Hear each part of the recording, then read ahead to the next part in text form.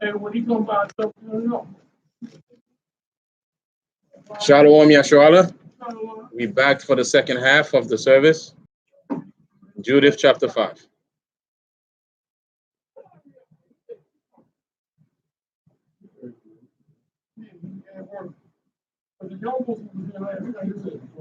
All right, so let's go. Let's get it. All right, let's go into it. Then was it declared to Olophanes, the chief captain of the army of the Assyrian, that the children of Israel had prepared for war and had shut up the passage of the hill country. So they ran some investigation. They found out that we were getting ready for war. Right? We got the message. We understand that we got to prepare ourselves. So they inform about what the counterattack that we doing. And it says for war, and had shut up the passages of the hill country, and had fortified all the tops of the high hills, and had laid impediments in the Champagne country, right? So on the hilltop. So what it means right here? Do you where it says impediment and had laid impediment in the Champagne country? Come. I'm gonna get the dictionary on here too.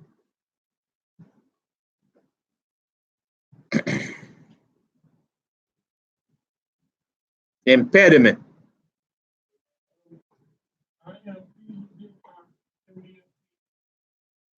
Yep. Impediments in the Champagne countries.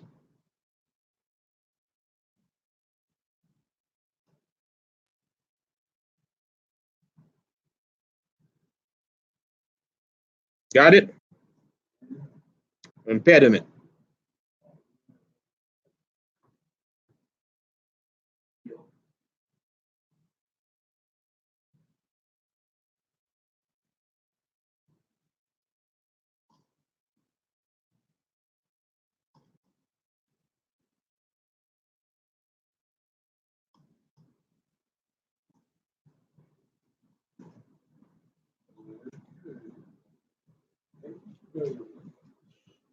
That's a regular word. This is impediment, hindrance or obstruction and defecting speech. It doesn't make sense. All right, let's get in the context of here. This is like barricades.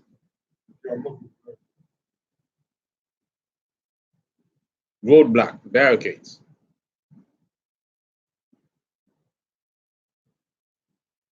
Well, it says hindrance or obstruction. Right. So that's almost, a barricade, a roadblock.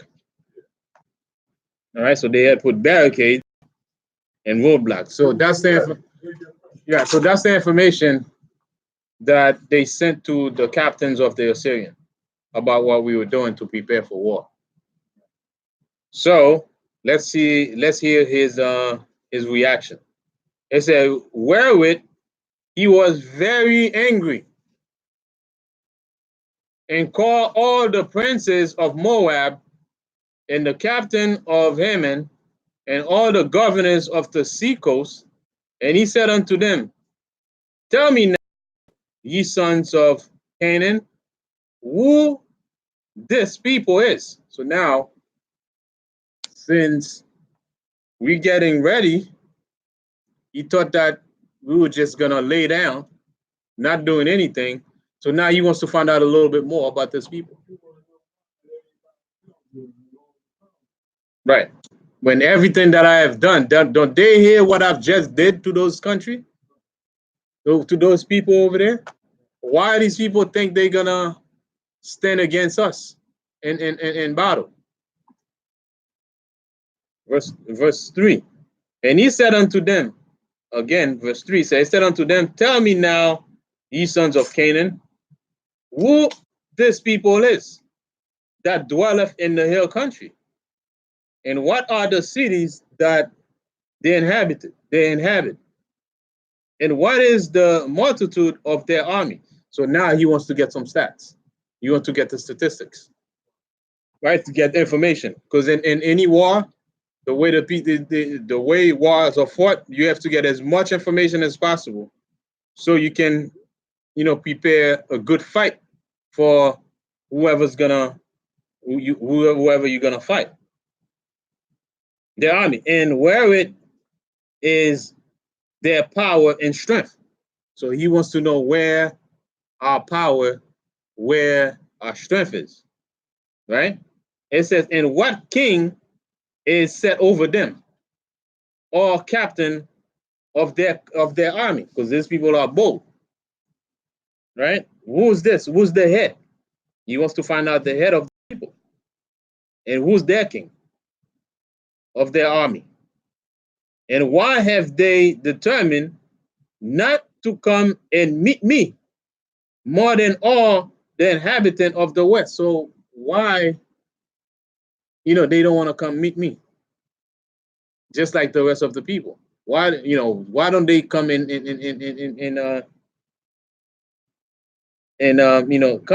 come to me, right? Right. No, is this North tribe, the South, or both of them? We don't really know. Is it the north tribe, south, and both of them? But is it the North, the South, North, or is it both of them? Have they broken up? After when did we travel? I was at the Solomon when they started breaking up. Right. So they do say they, so it's probably all of Israel was still north and south. But they in Jerusalem. Right. Even if they're in Jerusalem, you remember Yahushua was in Jerusalem. Yeah, but when you're out, Right. so Yeah, I'm they saying, have they split this down? Or you don't know? So let's go to Ezra.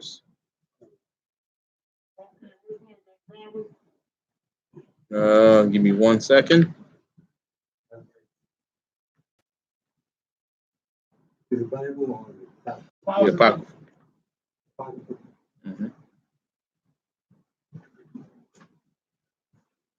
Because it does say, I guess in war, that this was after their first captivity, they was allowed to go back to the city and build. Mm-hmm. So this is after the first time they threw them out the city. Right. So which way is it all over to go?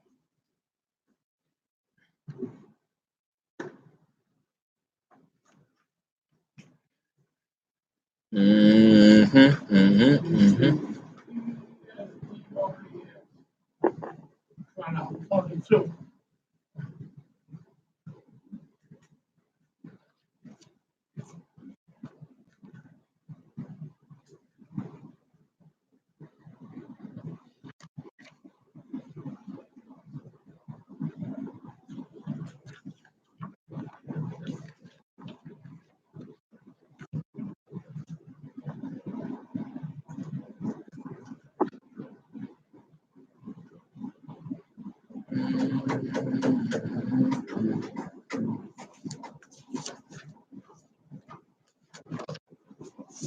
You remember we read that couple Sabbath ago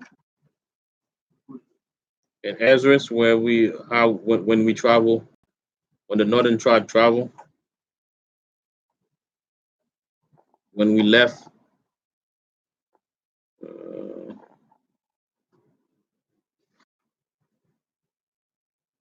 Okay, I'm ready to go. Push it in the middle. because go back to Yes. Hold on, I haven't sent. I haven't catch it yet. Top. Push it in the middle. It'll go on for a second.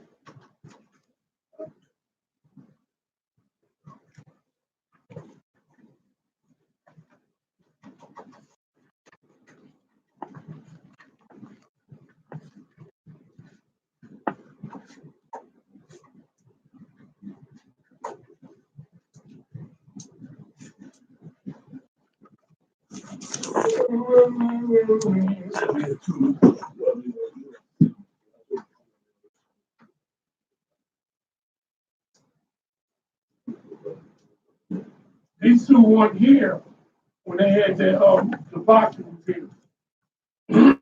But he said he lived up the street. You all went to the street last week. Fine. Yeah. Did you see that? From all the school? Not. You know what I was there for a minute, but he won't tell me it's happening.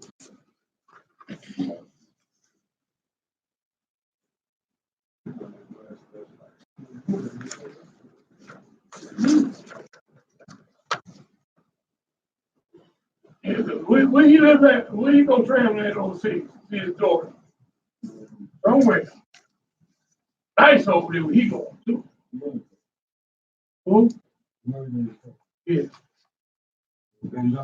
Yeah, got a baby.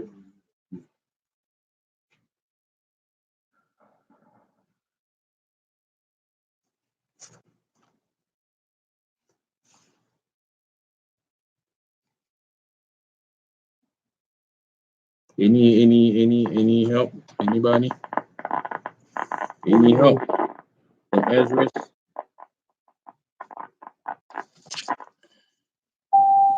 Who are we looking for? We're looking for when the northern tribe when they travel. Oh. What we did that last week? Yeah. You ain't see it yet, bro. You got on too.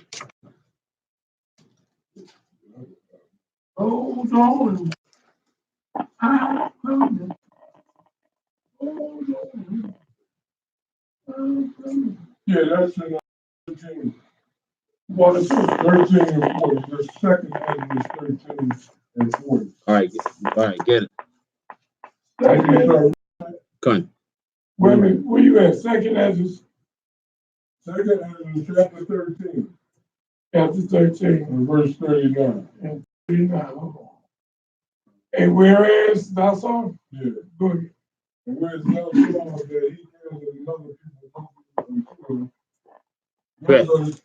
those are the 10 tribes which were carried away prisoners out of their own land in the time of Hosea the king, whom Salmanasar, the king of Assyria, led away captive. And they carried them over the waters, and so came they into another land. Mm-hmm. But they took this counsel among themselves that they would leave the multitude of the heathen and go forth into a further country where never mankind dwelt. Yeah, second chapter 39. Yeah. 1339. So it was in the 722 BC, right? Let's do some analysis real quick. In 720 BC, right after the Assyrian captivity, right?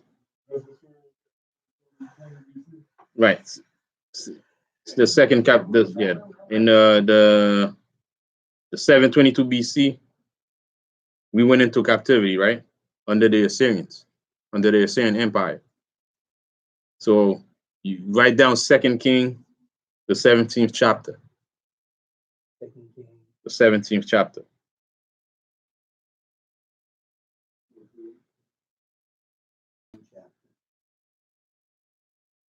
So sometime later, with the slaughter of the Babylonian Empire, so under King Nebuchadnezzar, which empire are we in? When under Nebuchadnezzar. The Assyrian. We're talking about the Assyrian. Right. So right now, right? Nebuchadnezzar, when we read, it says in verse 5, it was reported to Olophines, the general of the Assyrian army. Right? He's the general of the Assyrian army, that the people of Israel had prepared for war and had closing. So right here, in 722 BC, the king of Israel went into captivity under the Assyrian Empire.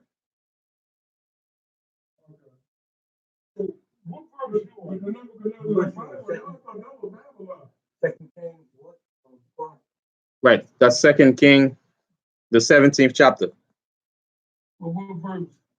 Now the whole chapter. Oh, So you can get the whole story. Yes, I can find out. Second Kings. Second Kings. Well, no, So it was in between that time, right? It was in between that time. It's sometime later after the Babylonian Empire, the 10 tribes decided to leave and come to a land where no mankind dwell. So it was in between that time. So that's why we read in Second Ezra 13:40, right? In between the after the slaughter of the Babylonian Empire, right? Then the 10 tribes decided to leave and come to the what we call today as the America.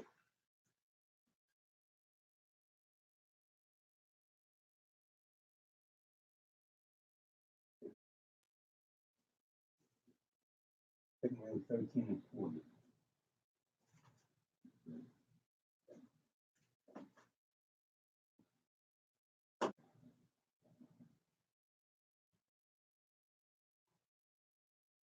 You still in the second Kings?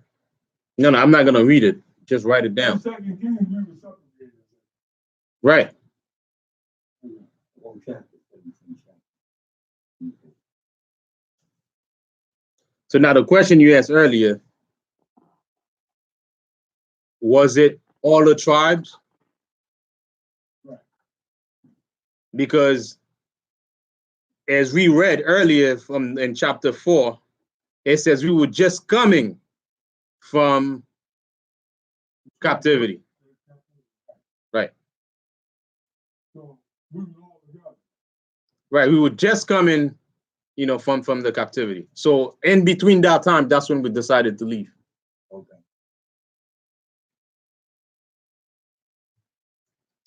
Go back to chapter 4 in Judith.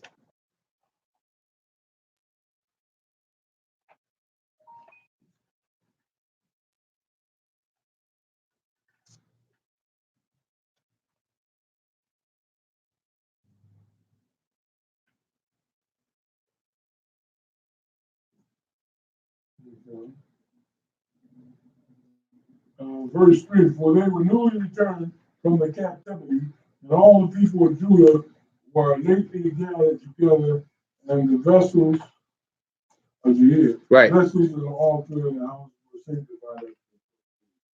Right.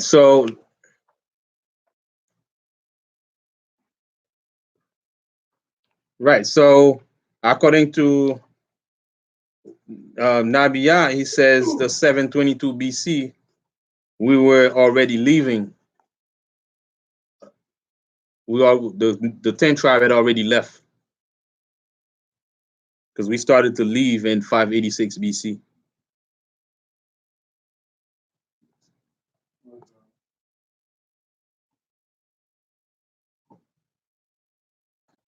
Right. So before that, we were just coming out of the Babylonian captivity, right? We were coming out of the Babylonian captivity. So from that time before 722 BC, we had already left. The 10 tribe had already left. All right, so this is just the south kingdom of New Jersey. Right. That Judith 4th chapter. Now we go back to Judith, because in Judith it says we were just coming out of the Babylonian captivity. When you read in chapter 4, go back to Judith. You can find now. Hold on. Yeah, Judith, the 4th chapter. Okay.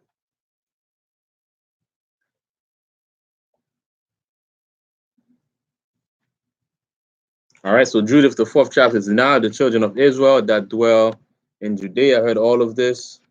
The spoil together.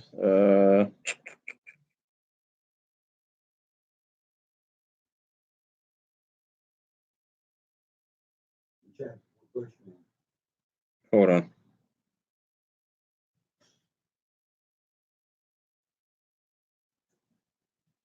Verse 3, chapter 4, verse 3.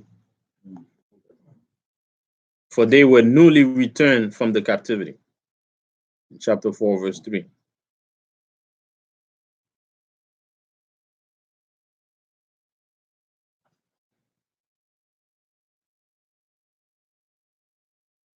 Is it second Ezra? Right, no, not second Ezra. That's Judith. Judith, the 4th chapter in the 3rd verse.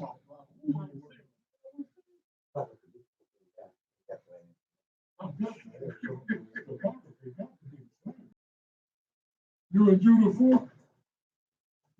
Yeah. Okay, what verse we on now? 4th chapter. 12th verse, Mhm. 4th chapter. 12th verse. Right, so Verse, not chapter, verse. Judith in chapter 3. Chapter 4, 1:6. I wrote down. Right, so the major migration of the 10 tribe is in the 8th century, right? In the 8th century BC, right? Yeah, but he went back to the 4th. You got it? So the major migration He went back to the 4th. of the 10th tribe is in the 8th century BC. Right? So 2nd Ezra is 1339 to 48. So jot that down. 2nd Ezra is 1339 to 48. So if the major migration started in 586 BC, then we had already come out of captivity from the Babylonian. Huh? 72 BC. There goes the second Ezra, 1339. No, 722 BC. It says the kingdom of Israel went into captivity under the Assyrian in 722 BC. We went into captivity under the Assyrian. You pushed all around, wasn't you? Yeah.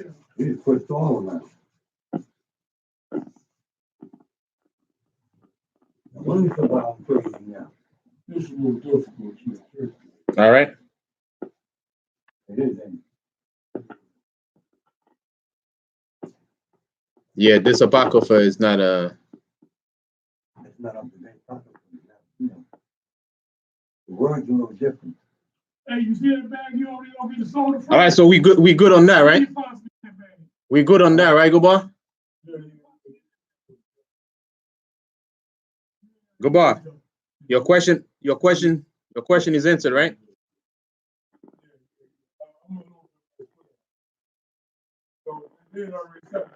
Yeah. This is the southern kingdom they're talking about. Right. Northern kingdom already rolled out. Fine. All right, so let's go back to Judith. Let's go back to Judith chapter 5. What verse are we on? Yeah.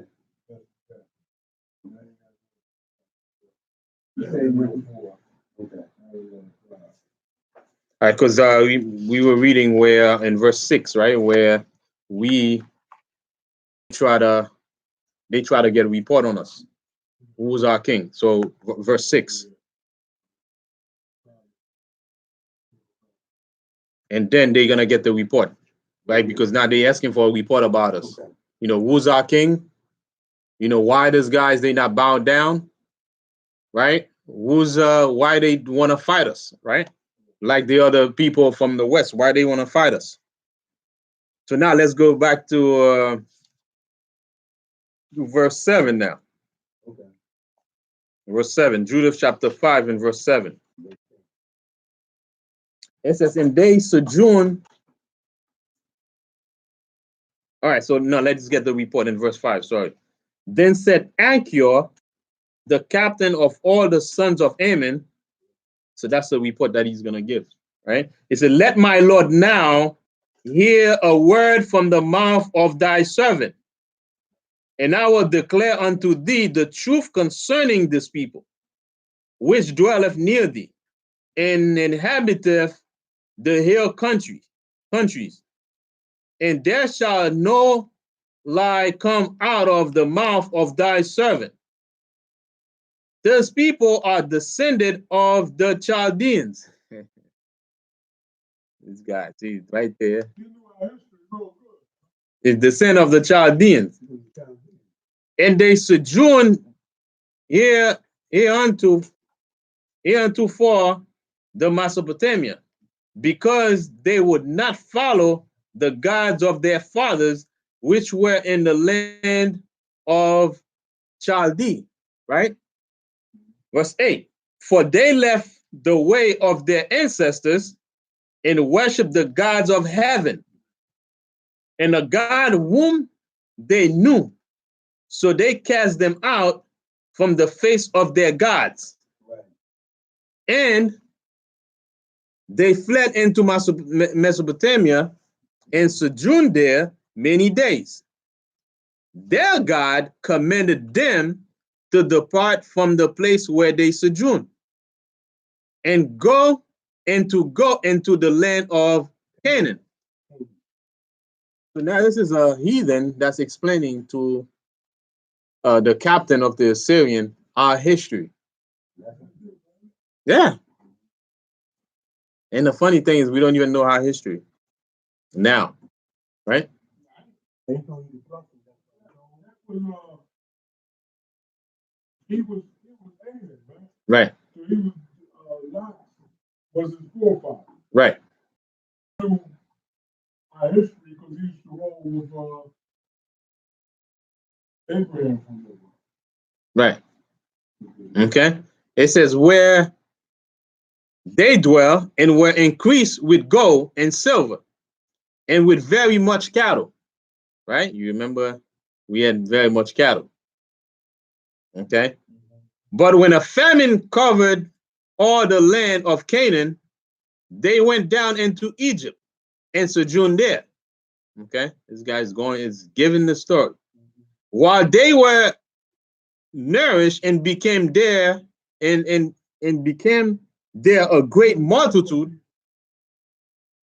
so that one could not number their nation. Because the Most High said we would be a nation which no man can number, right? Like the sand of the sea, right? Like the land, like the land of the sea, and even right now, we like the land of the sea, and we cannot be numbers. Just the northern tribe alone, right? So a lot of them, right? Latin America, right? Therefore, the king of Egypt rose up against them because we were getting big.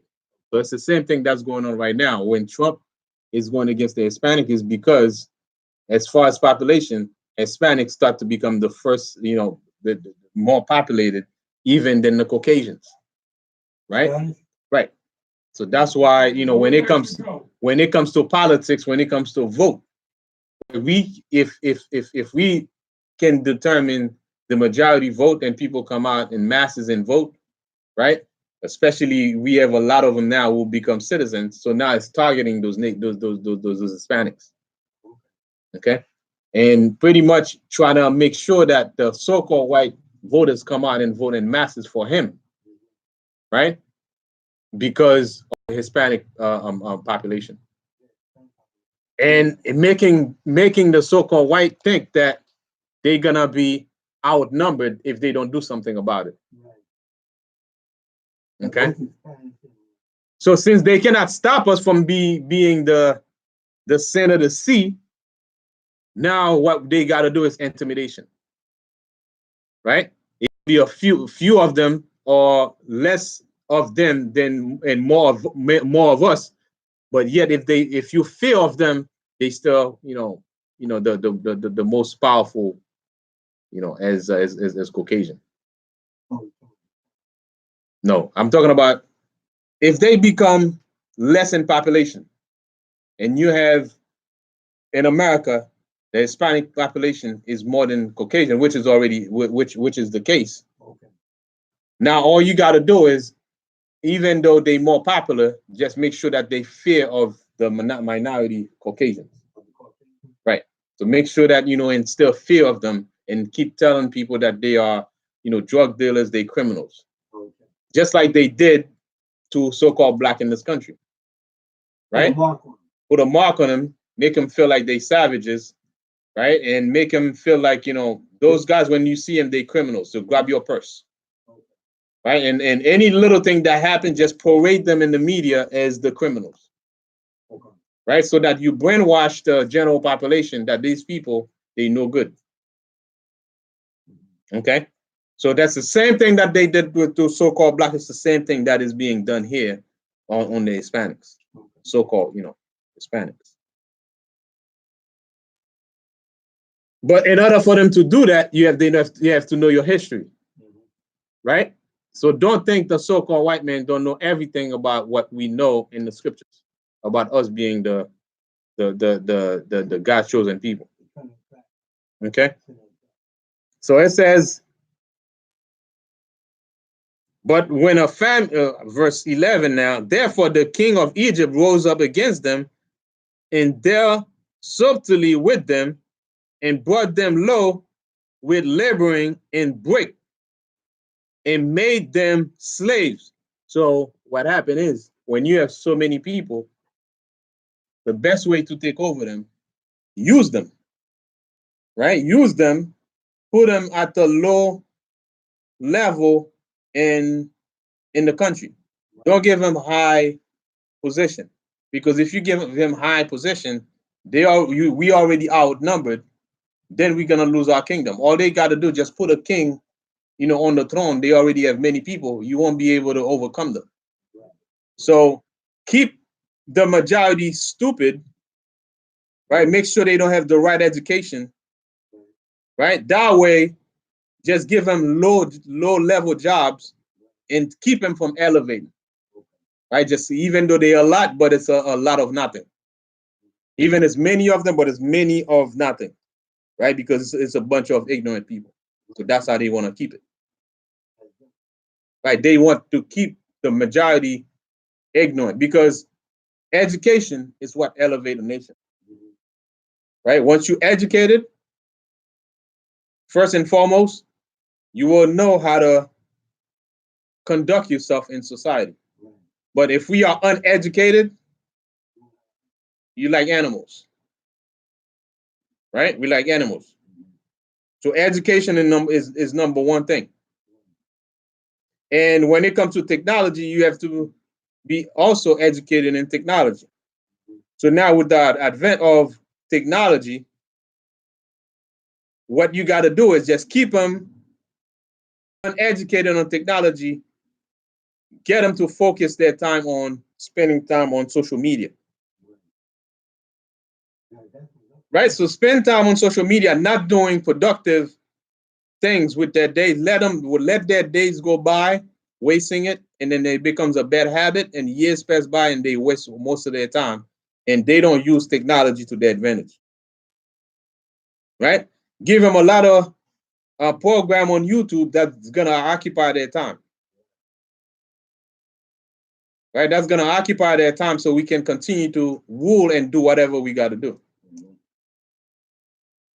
Right? So in every society and every evolution, there's gonna be those who use it to their advantage, and those who that same technology become their downfall. All right. Right. So you have one guy, Zuckerberg. He come up with Facebook, just one. Now I have a bunch of people spending time, right, on it, not using it useful. I mean, in a useful way to benefit themselves. Like, for example, we use it in a good way because we're spreading the word, right? We're spreading the word. We're doing it to teach class. We put camps tapes out, camp videos out. But you have a lot of them. The majority of them are not doing that. How many of us doing that? Not many. Not many. right? So the key is it's not that technology is bad. That technology itself is technology, right? Social media is just social media. How one use it, that's what's important. You can use it in a positive way, or you can use it in a negative way. But unfortunately, the majority are using it in a negative way. Okay.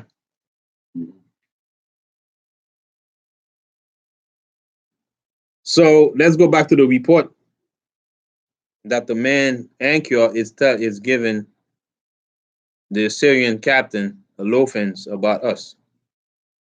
Great multitude, so that one could not number their nation. Therefore, the king of Egypt rose up against them and dealt subtly with them and brought them low with laboring and brick and made them slaves. Then they cry unto their God, and he smote all the land of Egypt with incurable plagues. So the Egyptians cast them out of their sight. Okay? Because when you look at it, you need human labor, right? The job, of that pretty much bring high returns or output is done by people at the lower level. You know what I mean? It's done by people at the lower level. Right. For example, when you look at companies, Amazon, right? This guy started doing exactly what the majority of people who got hired are doing right now. Right? He was doing packing. He was doing the delivery. Take him to the post office, doing the delivery. So he knows the in and out of all of that. Right? So now he becomes profitable. You can hire people to doing exactly what he was doing when he started. So now he can take orders from all over the world, doing exactly what he was started from the beginning. So the main job is pretty much at the bottom.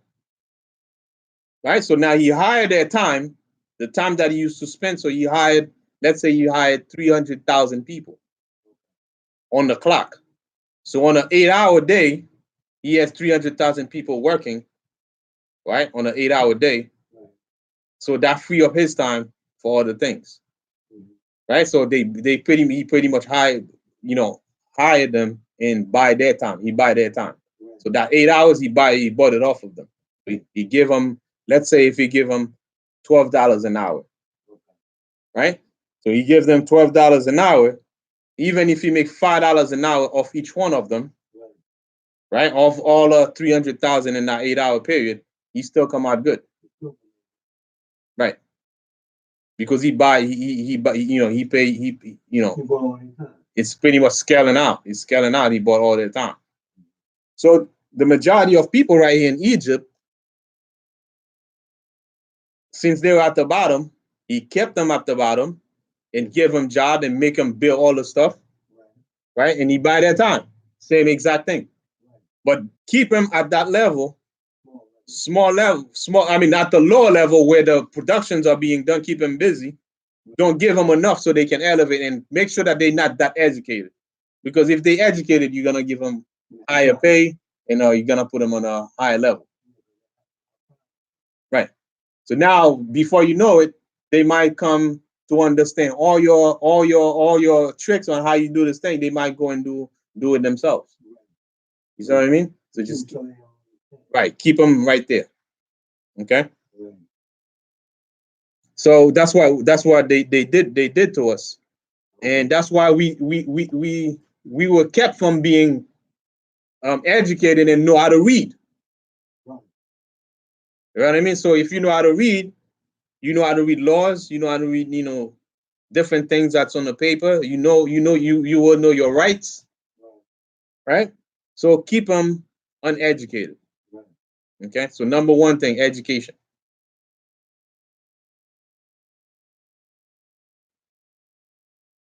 So in verse 12, then they cry out unto their God, and he smote all the land of Egypt with incurable plagues.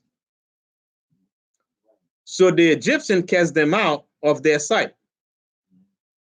And God dried the Red Sea before them and brought them to Mount Sinai or Mount Sinai and Cade's barn and cast forth all that dwell in the wilderness. See, that's pretty much all our history right there he's describing. Okay? When the Mosai, dried the Red Sea and we cross on, so he knows he has the papers, right? He has the information. It's a place.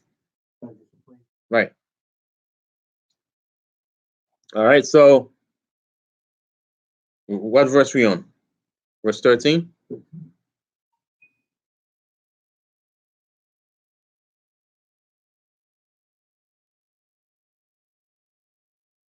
Right, so Sinai and Kadesh, okay? In Kadesh born. Right. So it says in verse 15 now, so they dwell in the land of the Amorites, and they destroyed by their strength all them of Esbon. And passing over Jordan, they possess all the hill country.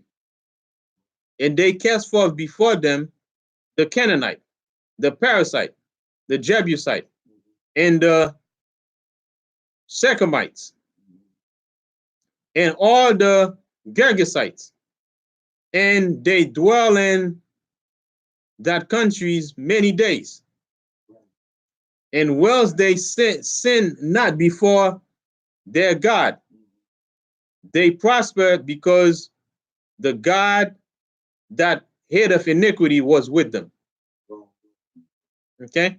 But when they departed from the way which he appointed them, they were destroyed in many battles very sore, and were led captive into a land that was not theirs.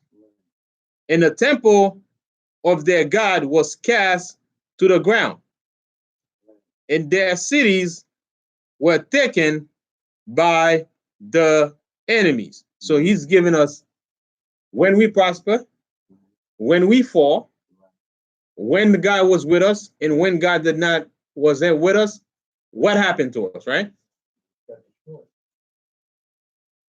But now are they returned to their God and are come up from the places where they were scattered and have possessed Jerusalem, where their sanctuary is. So that's why when we read in Galatians 4:26, right? Jerusalem, which is above, it is the mother of us all. So Jerusalem, right, is the motherland. That's why when we read right here is, but now are they returned to their God and are come up from the place where they were scattered and have possessed Jerusalem, where their sanctuary is. Right? Jerusalem is where our sanctuary is. And are seated in the hill country, for it was desolate. Now, therefore, my Lord and Governor, if there be any error in this people, and they sin against their God, let us consider that this shall be their ruin. So you see, here's what happened, right? To this day,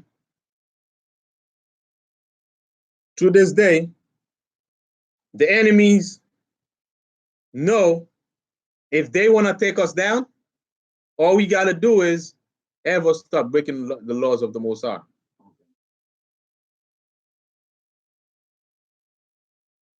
Ever stop breaking the laws of the Most High. And right now, how we destroy? We destroy for giving us a fake peace or financial peace. In this world, that's the kind of That's the kind of destruction, right? Destruction is offered as peace. For example, when you look at the rap music, the way we prosper is by making whores out of our women, right? By shooting, by making music about how we're gonna shoot this brother. In their word, they say how we gonna shoot this nigga. You know, we're gonna clap this nigga, you know. We're gonna put some bullet in his head. We're gonna come in the house, we're gonna rape his mother, rape his kids, and then we look at that, the majority look at that, yo, that's hard, man. That's some hard hip hop right there. And then the record label just pay us money for breaking the laws of God and making whores of our women, hating our brother and sisters. That's money in the world. So they know by giving us that money, we're gonna think we're good, right? But how we get that money is by destroying our brothers and sisters, which is breaking the laws of God. And most of the parties, most of the gigs that we will get, for example, I overheard an interview with Kevin Hart. He said his manager told him to stay available on weekend. That was part of his assignment. Make sure he's always available on weekends, because he doesn't know what's gonna happen in the city. So with that, you're gonna be breaking the Sabbath day. Right.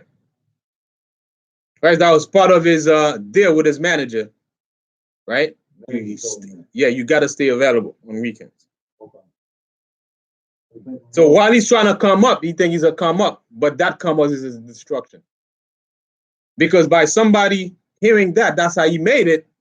Then another person who wants to make it like him, quote unquote, he's gonna try to stay available on weekends too, when he's trying to come up. So it becomes a chain reaction.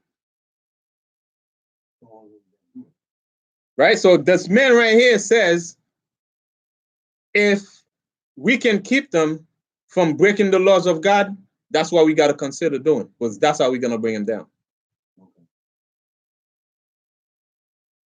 If we get them to break the laws of the Most High, they're going to be off balance. We have no protection. All right?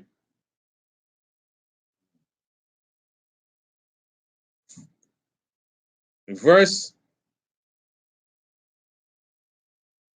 This is, but if there be no iniquity in their nation, that's verse 21. If there be no iniquity in their nation, let my Lord now pass by, lest their Lord defend them, and their God be for them, and we become a reproach before all the world. So as long as we stand ground, we stay steadfast, clear-minded on the laws of the Most High, can no nation fight against us. Can no nation fight against us. But if we break the laws of the Most High, let them consider that. That's going to be their battle. So that's when right there. Understanding these people, history has nothing to do with pull out a bullet and start shooting assault rifle and then start killing them one by one. They don't realize that. If that was the case, we would have been all out. Right? We would have been all out, because they have tried so many ways. The enemy can't conquer Israel. But the best way to do it, just keep them following the scriptures. So when we see that we teaching the scriptures, we teaching keeping the laws, and we have other nation coming at us, know that that's what's gonna, bring us down. All right. So let's finish up.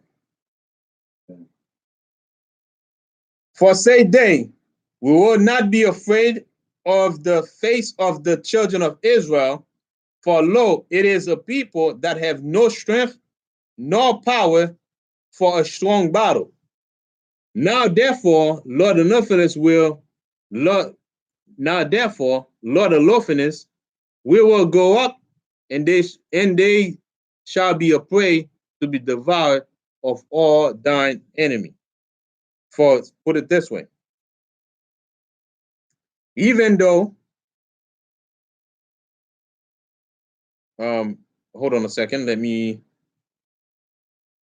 verse 22 again on down. Let me reread verse 22 again. It says, when Anchior had finished these saying, all the people standing around about the tent murmur, and the chief men of Olofinus and all that dwell by the seaside in Moab spake that he should kill him. So now, even though the man gave him a good report, they didn't believe his report. They said, nah, they should kill this guy. So they believe in their might, they believe in their army, they believe in their strength. So they feel like, what this guy just saying is just nonsense. So they say they should kill him. So they said they're not gonna fear us, they're not gonna fear the face of the Israelite. So what we're gonna do, we're gonna make sure we go after them, we kill them, just like they've been doing to the other nations. So they said we're gonna be a prey, we're gonna be devoured, because they believe in the strength of their army. So that's a good report that was given, but they did not take heed to it. All right. So, any questions? Any questions or comment?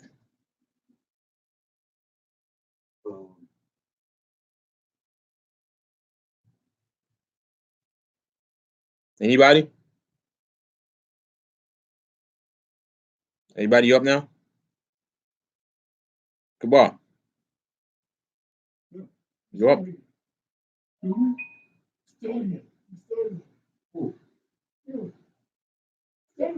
No, you don't know what you're trying to give them.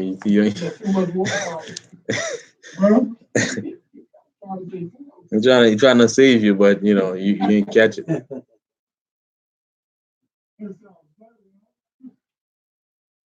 What you were saying? Yeah, there you go.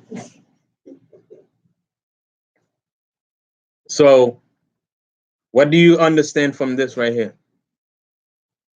We were slaves to them too. Now, the last part, the what do you think about the report that was given?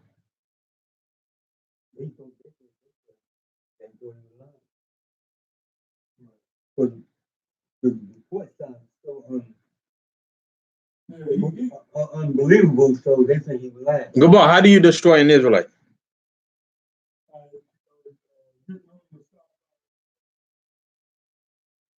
Yeah. That's one point. They can't want to believe the report. He told them that story how bad they was. And he didn't want to believe it. He's like, man, forget this guy. I'm still, well, his people building him up. They fucked up his heart. Right. But he probably was scared. But, all the men got behind him and said, man, God, here's up and throw him in jail. They want to kill him. I mean, to them, why they didn't believe them? Why didn't they believe them?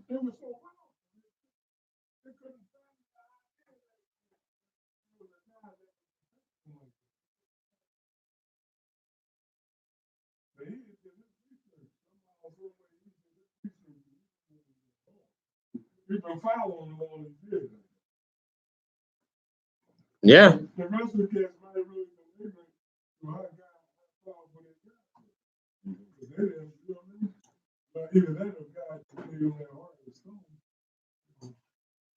Right.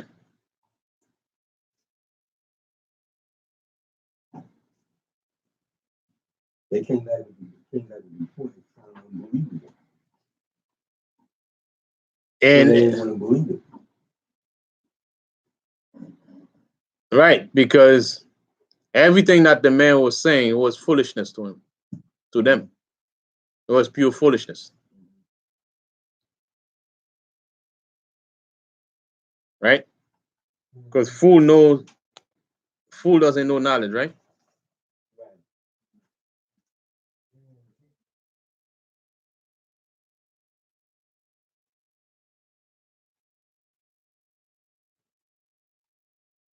All right.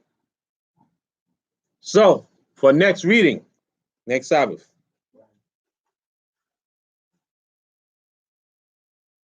Next Sabbath reading. We're gonna go to Deuteronomy 1 and verse 2. Chapter 1 and chapter 1 and chapter 2.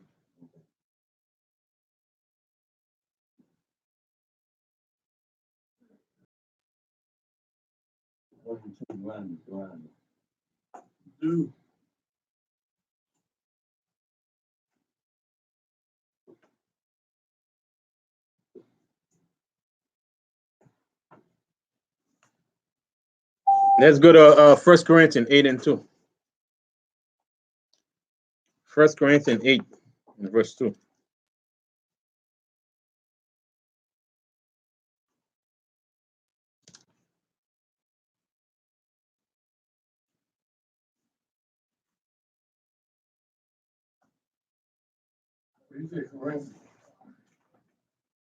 And good boy, you can read that once you have it.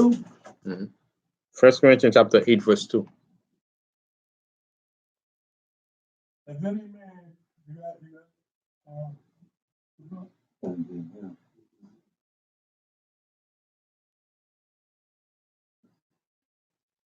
So right. So the captain of the Assyrian thinks by the strength of his army, that's all he needs. And that was his conviction.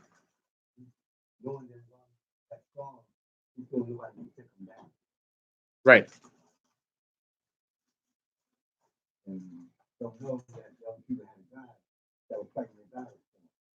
Gone. I was giving him the blueprint.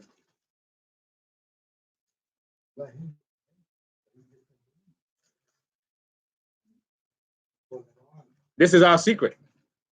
Get them to break the laws of the Most High, we become unstable, we easily beat.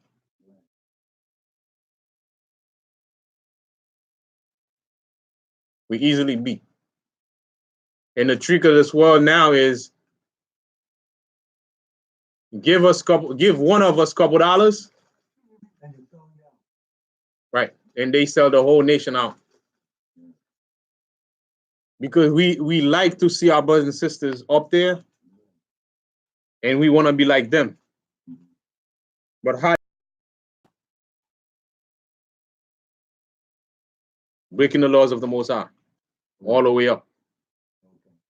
You might probably throw that around the corner. Somebody making all that money. Who? Young boy running with that gun shooting. Somebody brought ratting him out. Right. That's why when you say the Most High was with him, I don't see how the Most High was with him. No, I ain't saying because he was with him. Somebody ran him out. Now, Gobar said that earlier. I don't see how the Most High was with him. No, that's not how the Most High was with you. It just wasn't your time to go. That doesn't mean the Most High was with him. Right. Right. So his time wasn't up yet, but that doesn't mean the Most High was with him and how he's doing, because what he was doing is wicked things. Selling drug to his people. Right? If you're selling drug to his people, that's breaking the laws of the Most High. So how's the Most High with you? Hold on. Let me ask you this since you said that. Now, God created cocaine and marijuana. They was used for something that was important back in the day. Marijuana, listen, my grandmother, the doctors used to come over in 8 black bags, open them suckers with a needle, some heroin, and give to the elderly people to calm them down. It was used for a good reason long time ago. But white men, you ain't never heard of that? Yes, marijuana is a relaxation thing. White men put a label on it. Because if you go way back, with the picture of Apocalypse, some people back then, they did that, but it wasn't for them to get high. A label on that stuff right there.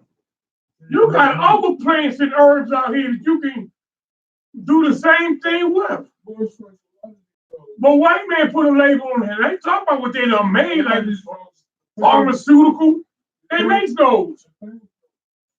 All right. They use kill pain, but we become addicted to them, and we use them for our own thing. Well, So, yeah, it could be true. Way back, we're talking a long time ago. They go back in Jesus' time. I'm gonna go back to BC. But talk about what you said. Paul was wicked. And he changed. When you change now, you on the Most High side. When you out there doing wickedness, you're on the wicked side. Right.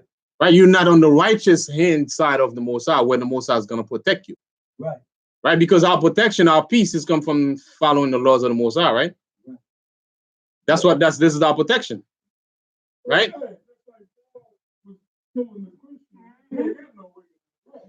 Right. That's why he was wicked.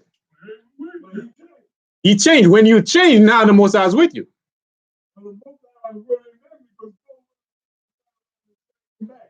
Right. Hear me out, right? When he was wicked, like you're saying, right? Was the Most High with him in his wickedness? The Most High participated in the wickedness and protect him in his wickedness? Because nobody turned around and tried to hurt him while he was killing them. Most High had to be with him on that point. What do you mean? In other words, he was slaying the Christians, right? Right. Okay, none of the Christians, when they was trying to protect themselves, none of them hurt Paul. That doesn't mean the Most High was with you just because you didn't get hurt. For example, people who rob people and they got away with it. Is the Most High with you? No. Because you don't get hurt, you get away with a bag of money. No. No. I'm giving you an example. If somebody come right here, right? Come right here or go to your house, for example. He robs you and take your money. Right? So that means the Most High is with him? Yeah. How you prove that? So what? You can still get hurt. You can get hurt too, robbing somebody. How many people have attempted to rob somebody and that person had a gun and shot him down there? All right. Don't you ever go out of gun? Who's that dude that tried to rob you? Rob you and then you pull your gun out and shot him. That's what the Most High said, out of self-defense. Right? Out of that self-defense, right? Thou shalt not kill, right? That means thou shalt not murder. Right. But if somebody come in, you can do self-defense. Right. I did not come out to kill the person, but I defend myself in order for me not to get killed, right? So that's another story. What I'm saying is, if somebody rob you unjustly, if the Most High is with that person, unjustly, if the Most High is with that person. When you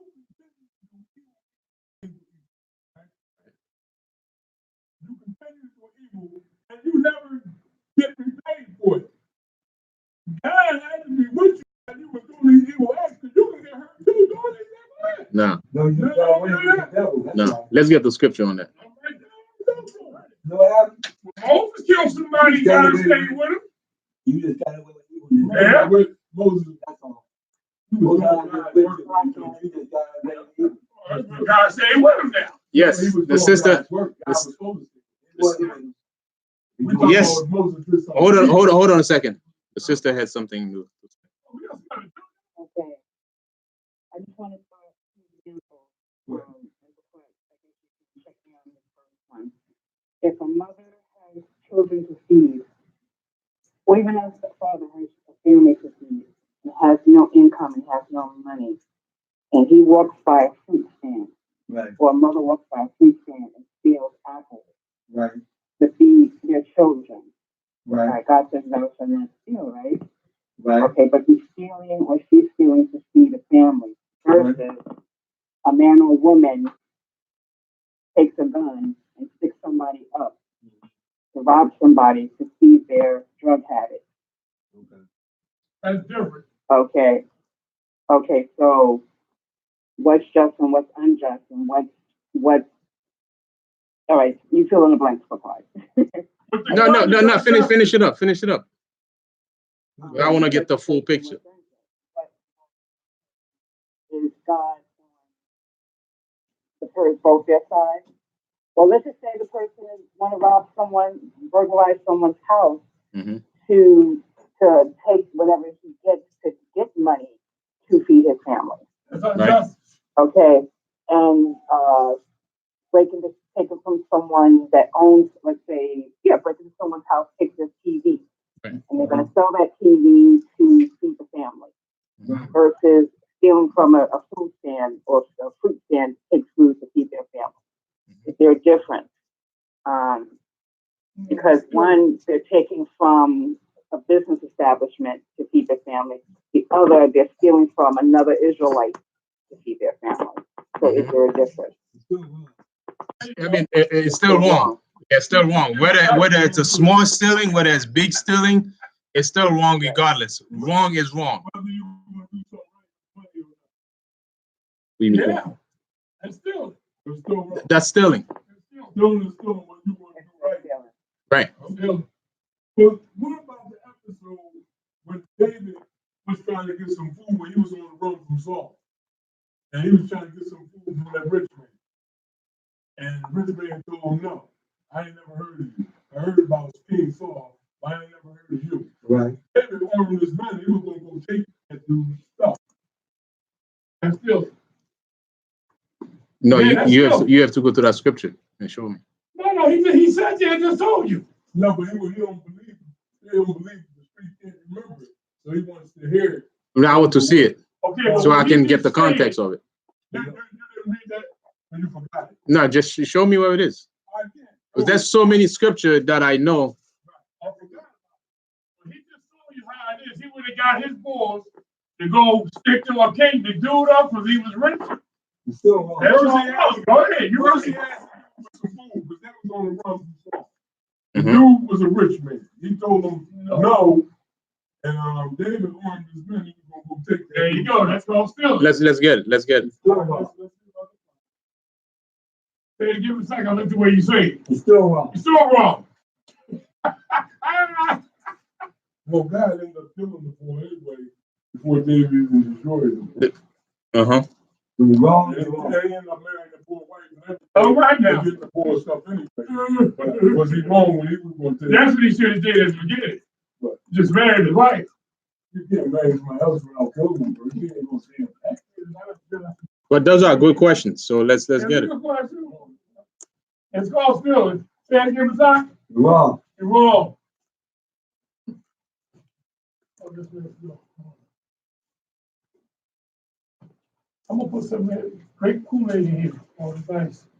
All right, that was Because usually it's not we get to see the outside work that caused the person. We get to see the execution, but we don't see the foundation where it come from. Right? We don't get to see the root of what caused somebody to steal. On the outside, we might see that he's stealing to get food for family, but what got them to the condition where he got to steal? We got to go to the root cause of the problem, right? Because it's easy to feel compassionate, for somebody who you see them with kids, and then they go steal, and then us on the outside as human, right? We would easily see the act of he or she is stealing for the kid. But what the root cause that started him to the point where he got to steal for the kid? That's the root cause. We got to go to the root cause of it. Right. Oftentimes, that's the piece of the puzzle that is missing. That the Most High see, that we may not be able to see. But if we were to be a judge, we would go to the root cause to find out how you get to the point. Right. Right. So that's pretty much. Don't judge according to appearance, but judge righteous judgment. Right. Judge right. Judge according to appearance, but judge right. Don't judge according to what you see, but what causes where it started.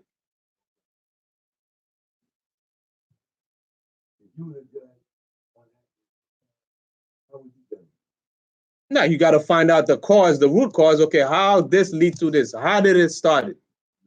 Right? Did you have, let's say you have a job before, and you had the habit of stealing, you got fired to the point where now you got no job, you got to go steal to feed the kid. You see what I'm saying? So you got to go to the root cause.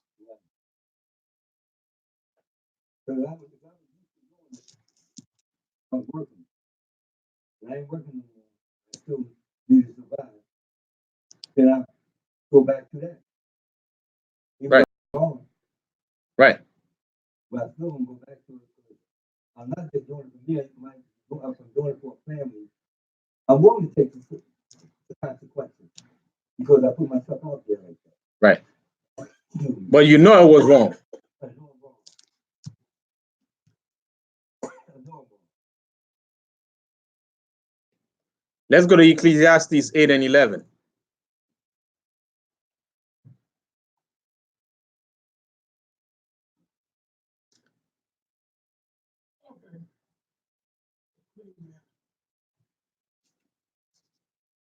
Because what happened is small things lead to bigger things.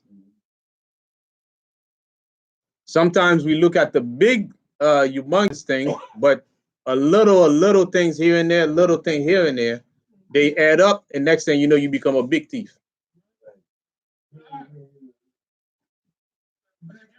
Because you do that little thing here, you get away with it. You know, let me try this. I got this one, man, that's too small. Because as you now you're going for bigger things.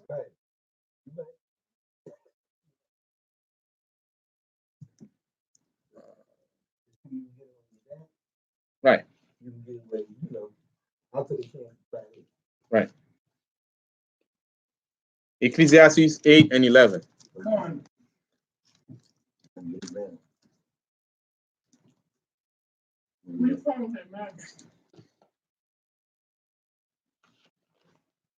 All right, let me read this. So I showed you this, man, so you can do this right here. With that. Yeah, what's up? Ecclesiastes 8 and 11 reads, I read, because sentence against an evil work is not executed speedily, therefore the heart of the sons of men is fully set in them to do evil. Because sentence against an evil work is not executed speedily. So when we look at somebody who get away with something that is wrong, in our mind we think, man, maybe I could do this too. Right? So it's set in his mind that, you know what, because I did not get caught right away, you know what, I'm gonna try something else. And then you get away with it, you know what, I'm gonna try something else.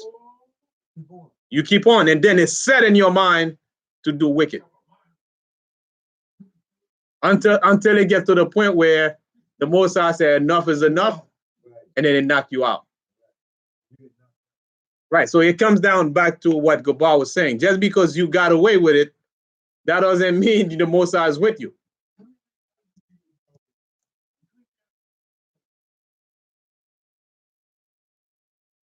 Ecclesiastes 8 and verse 11.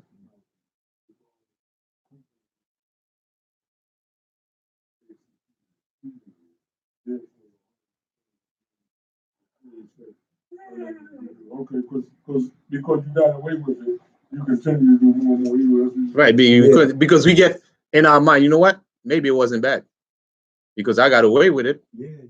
Right? I did it, but people telling me it's wrong. They couldn't catch me. I got the money bag. You know, I can buy this car with it. You know what? How about a bank now? You know, what about a bank? Because the money looks good. I buy a car. I got a house. You know what? And you know what? When I got the car, I got more respect. People respect me in my neighborhood. you know what? What if I get a boat? You know, what if I get a boat? Because, you know, I got the car ready. I got the house. You know what? All right. And you know what? And the boat is going to cost this much money. But this time I got to get me a bank.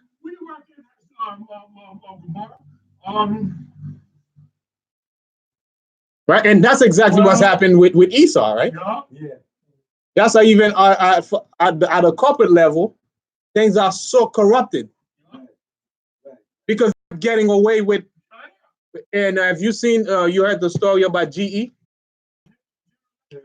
Right. The same guy who reported on Enron, it says GE is embedded even worse than Enron. Oh. What happened now, that same whistleblower just brought it out. It said they got to start running an investigation because they, back then, when they said they were making profit, they went to prop the company, they weren't making profit. They were actually losing money for every for every dollar they bring in, they were losing, but they fixed the book to show that they were making money. So they say if they go after them, the GE may go bankrupt. Right? And the guy who's supposed to be a top-notch CEO that people should learn from, this was happening on his turf, Jack Welch. And people look up to him as a very good CEO that you should learn from. You see what I'm saying? So when you look at the way the system set up, because they keep getting away with it, they keep getting away with it, they keep getting away with it. So you know what? We're invincible. We're invincible. Can nobody catch me? Or by the time they catch me, I'll be gone already. Right. I mean, I'm not saying all of them are doing bad things. What I'm saying is at the corporate level, they got away with, right. They got away with a lot of stuff, and people look up to these people as they are good, but they are a bunch of wicked and thieves. Go ahead. First Samuel, chapter 25, verse 3. First Samuel. Let me get that right there. And for example, you have companies, right? You have some companies, they set in their record how they're gonna take advantage of people. And then they set so couple million or couple billion aside when they get cut so they can pay. Right. Like Facebook, the other day paid $5 billion, right? Giving people information without their permission, without them knowing about it. But they had already set that money aside to pay because they make billions and billions of dollars on top of that. Yeah. Right? To them, it's like a slap on the wrist, but that's $5 billion. But they right.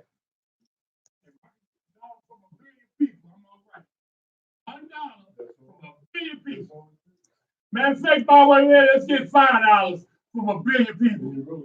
That's why they even come out with, they said crime pays. Right? You know, out of a whole year, we get $5,000 So billion people.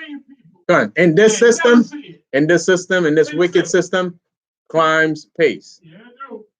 Just don't get caught. Crime pays. That's their model. On a bill. Do that. So let's go to 2 Samuel, right?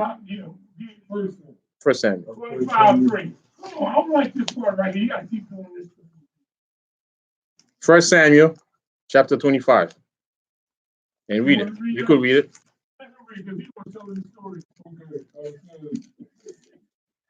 Now the name of the man, or maybe we should start at 2.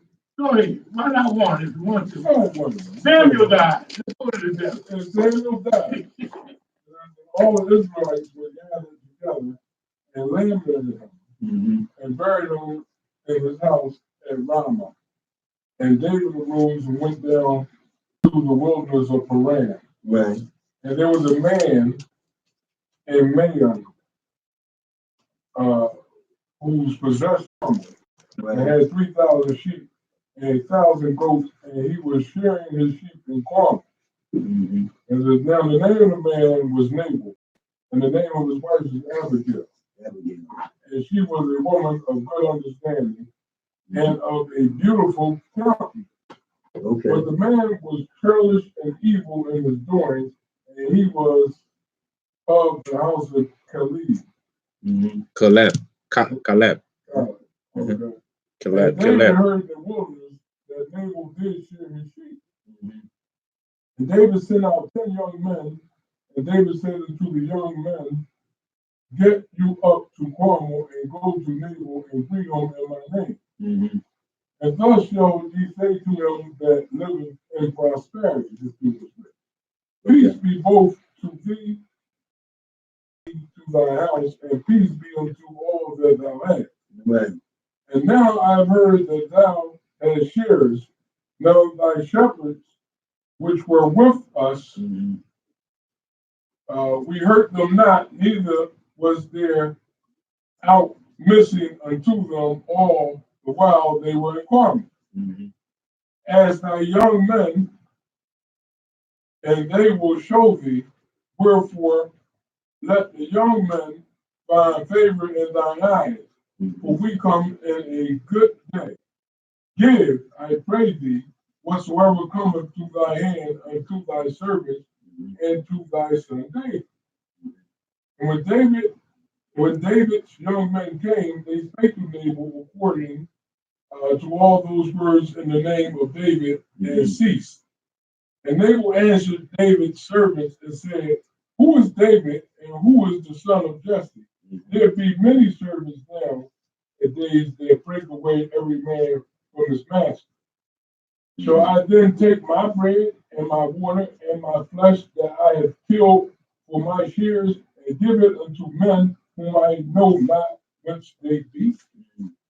So David's young men turned their way and went again and came and told him all those things.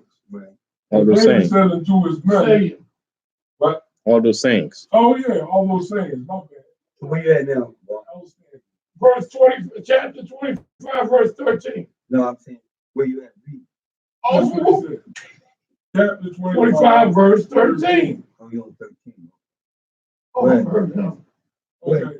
And David said unto his men, gird ye on every man his sword, and they girded on every man his sword, and David also girded on his sword. Right. Okay, and there went up after David's about 400 men, and 200 are bold by the stuff. So So take this guy's stuff. Go ahead. Okay. But one of the young men told Abigail, Nabal's wife, saying, behold, David sent messengers out of the wilderness to salute our master, and he rallied on them. But the men were very good unto us, and we were not hurt, neither missed we anything, as long as we were conversant with them when we were in the field. They were a wall unto us both by night and day, all the while we were with them, keeping the sheep. Now therefore know and consider what thou wilt do, for evil is determined against our master and against all his household, for he is such a son of Belial that a man cannot speak to him. The Abigail made haste and took 200 loaves and 2 bottles of wine and 5 sheep ready dressed and 5 measures of parched corn and 100 clusters of raisins and 200 cakes of figs and laid them on asses. And she said unto her servants, go on before me, behold, I come after you. But she told not her husband, Nabal. And it was so. And she rode on the ass, and she came down by the covert of the hill, and behold, David and his men came down against her, and she met them. Now David had said, surely in vain have I kept all that this fellow has in the wilderness, so that nothing was missed of all that pertained unto him, and he had requited me evil for good. Okay. So, and more also to God and to the enemies of David, if I leave of all that pertain to him by the morning light, any that pisses against the wall, you going to go destroy you.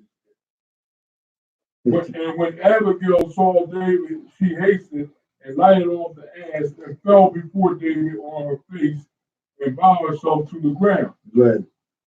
And fell at his feet and said, upon me, my Lord, upon me let this iniquity be, and let thy handmaid, I pray thee, speak as thy audience, and hear the words of thy handmaid. Right. Let not, my Lord, I pray thee, regard this man of Belial, even Nabal, for as his name is, so is he. Nabal is his name, and folly is with him. But I, thy handmaid, saw not the young men of my Lord whom thou didst send. Now therefore, my Lord, as the Lord liveth, and as thy soul liveth, seeing the Lord has withholden thee from coming to shed blood, and from avenging thyself with thy own hand. Now, Okay, hold on right there. Read that again. now therefore, my Lord, as the Lord liveth, and as thy soul liveth, seeing the Lord has withholden thee from coming to shed blood, and from avenging thyself with thy own hand. All right, hold on. He was gonna do what? He's gonna avenge blood with his own hand, right? So there was something that David was gonna do with on his own accord, not according to the ordinances of the Most High, right? He got heated, and when he got the message, right? He got heated when he got the message. Then he was gonna avenge it in his own hand. He's gonna take care of it itself. But that doesn't mean what he was gonna do was right. So I mean, he was gonna do it, but that doesn't mean what he was gonna do was right. No, I mean, I got you, but you could do it, but that doesn't mean Most High is with you. That was the whole point. Yeah. You can do it and get away and not get touched or not get killed, but that doesn't mean the Most High is with you. You just take it upon yourself to do it, but that doesn't mean the Most High is with you. That was the whole point. That's the whole point. People do things, right?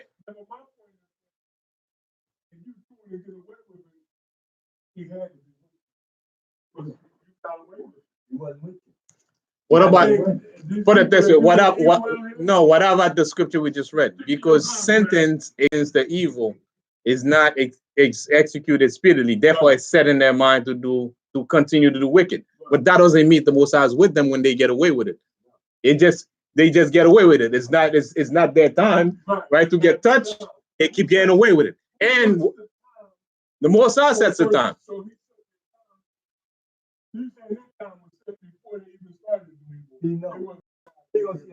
Right. You keep going. You keep going. Because the Most High always leave a window of grace, right, for you to change. But that doesn't mean you're gonna get away with it, right? He leaves a windows of change. That's what's powerful about the Most High. You would ask why you don't get them right down in there. No, the Most High always leave a window of grace for you to change, give you the opportunity to change, to see your ways, the error of your ways, and say, you know what? That ain't good. I ain't gonna continue. But some people, it's not. They're gonna continue until the Most High puts an end to it. It's okay. It's the same thing with us.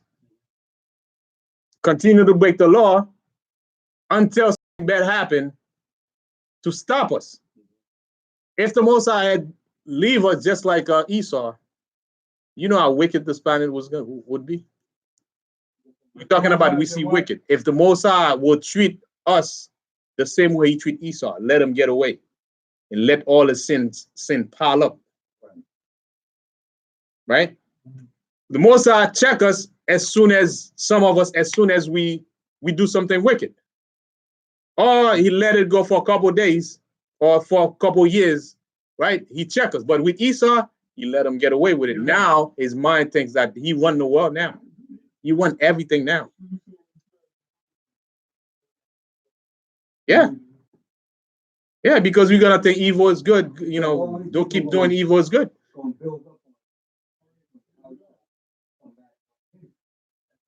Right? So Any other questions? So stop stealing. That's the end result here. Stop stealing. Right, just because we get away, that doesn't mean the Most High is there,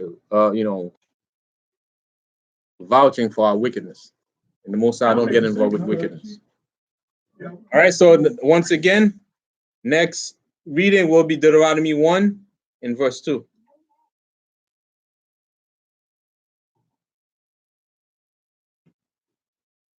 And hold on a second.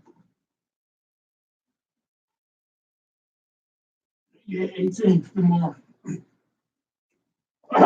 Let's get on Proverbs 6 and 30. On that one. Come on.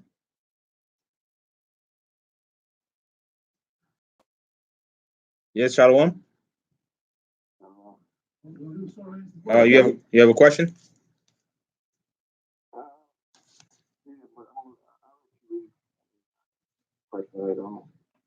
Come on. Let's go Proverbs 6 and 30.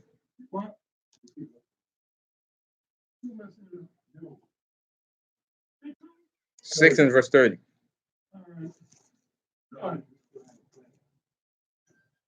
Let's just hang up on her and stop playing. Should have heard him over there cussing out. We all men do not. Okay, wait. We on our roll last time. I'm gonna wait for them to talk to her. When you talk to her all day long, you think I'm gonna wait for you to keep talking to her? So cool. You think take off? Yeah, You in Bible study. She know you be here from they call him all day long. 7 to 10 o'clock. You can't give me 3 hours. All right, let's go. So that this goes with the question that the sister asked earlier. Kahan just shared that scripture. All right, so Proverbs 6 and 30, I'll read it. Proverbs 6 and 30 reads, men do not despise a thief if he steal to satisfy his soul when he is hungry. Right? Men do not despise a thief if he steal to satisfy his soul when he is hungry.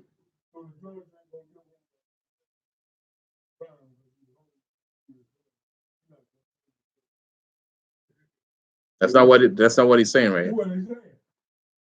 It said men do not, let's say if, like we were saying earlier, the analogy is if somebody steal to feed themselves, it's something small. They said, man, this guy is just hungry. Just don't worry about it. Right? Because he realized that he was hungry, so he had to do time and another person that still, because he's stealing because he don't want to work, as opposed to a person just couldn't find a job. No, we're not talking about the judge here. We're talking about, let's say, me and you. We walk in the street. That's exactly that. That's the approach we taking. If we walk by the stand, right? We walk by the stand and somebody has 2 kids, right? And then we see him stealing, right, from somebody's stuff, right? He don't get caught, right, but we see it. Me and you that see it, but he did not get caught. We're gonna say, man, this guy, he's just stealing to feed his family, right? We see 2 kids, right? Let's read the second verse. You can't understand. He can't understand. Right, because if me and you see it, we say, yeah, let's have. He got 2 kids. Just leave him alone. But he did not get caught by the owner. You see what I'm saying? He did not get caught by the owner. We see it. He did not get caught by the owner. No, there's no court here. Because we were talking like casual. If we see a woman with 2 babies and he's stealing to feed the 2 kids, and we see it, right? We see it. We might say, me and you might say, you know what? You got 2 kids. We're not going to tell him. But now check this out. 31.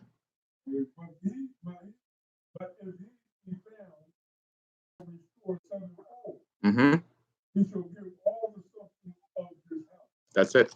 So now if you get caught, now if we go to court now, the judge ain't gonna look at it like, you feeding two kids. Listen, you stealing people's stuff that's not yours. So you gotta give it back and more.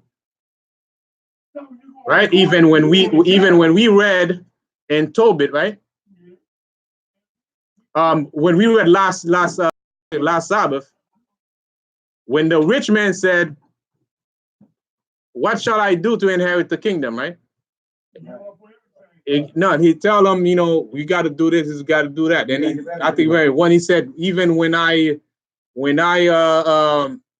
the publican says, even when I took something from somebody, when I realized I took it from them, I restore them fourfold, right?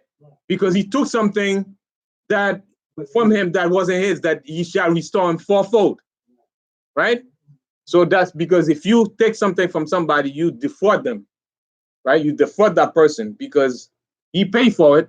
Now, whatever case might be, that's how he feed his family too, right? If you take it from him, then you take something away from him that he worked for, that he paid for. So you got to restore it fourfold, right? So the moral of the story is, when you steal and they make you restore fourfold, so that you don't do it again, because you know what it's gonna cost you. Right, it's gonna cost you. It's gonna cost you more. Right. Right. And what's your question, brother?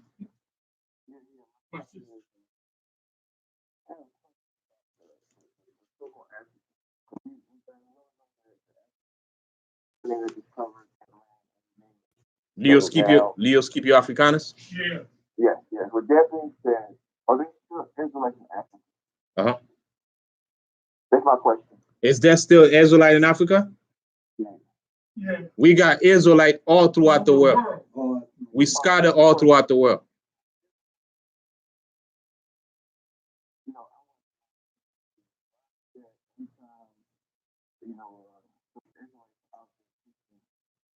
Every time somebody from Africa, approaches the camp, they always quick to call them Hamites, and kind of like act condescending towards them, what I'm saying, call them heathen and all that. They could be Israelites. They're saying, that's even my point. Yeah, I don't think they should treat them like that. What if they're Israelites who are coming here to join us and give a point in this oppression or wherever? I don't think they should just automatically assume that. The reason why I'm saying that, because I'm Haitian. I know there are some Haitians that moved to Africa back in the 70s. You get my point? And those Haitians, their kids now are probably identified as African. You know what I'm saying? And I know a kid I went to school with, he went to Africa, to work. So I don't think everybody from Africa are Hamites. So I think they're wrong for, assuming that everybody that identifies as African is automatically Hamite. What do you think about that? No, that's true. But see, if you're an African, you live in Africa, and you come up to a crowd and say, first thing will come out your mouth, I'm living in Africa, but I'm with the 12 tribes of Israel. See, that person should tell identity of who he is. So he may not know who he is. No, the African? The African may just like we don't know we was Israel. He may not know. So, brother man, check this out, right? You say you from Levi, you from Haiti, right? You Haitian, right? Yeah. So, do you claim African? Do you claim that you're African? I started to watch the YouTube videos and stuff like that. We say Haitians of Africa. Right. You get my point? Do you believe? Do you still believe that? Well, from Israel by way of Africa. That's how I believe it. Okay, but you don't believe that they are actually Africans. Okay.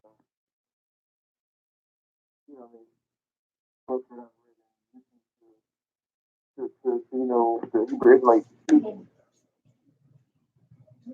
Yeah, I believe these things are Israelites. The same stupid stuff. But it's like in Haiti, you still have Caucasians in Haiti. You have some Haitians that are Caucasian. Haiti is not all Israelites. Because you have people from Europe, you have people, but Haiti is predominantly so-called black. You know what I'm saying? So I would say that majority of Haitians are Israelites. Okay. And the thing is, I think some so-called Africans don't have no knowledge of history neither. Okay. Mm-hmm. So the point that I'm making is, I don't think it's right that to assume that just because somebody from Africa, to assume that he's a Hamite, because I believe that there are still African Israelites in Africa. So if for me, the reason why I asked you that, there's the Israelites in Africa, my thing is, maybe God is still bringing the Israelites out of Africa over here to join us. You get my point? So when you say African, or so-called African, a person that's over here that is from Africa, you can't automatically assume that he's a Hamite. That's the point that I'm making. I got you. I got you. I got you. I got you, and that's a valid point that you're making. Just because somebody say they from Africa, you gotta try the spirit by the spirit. You have your Bible. Let's go to 1 John 4. Come on. All right, 1 John 4, verse 1 to 5. You can read that. Uh-huh.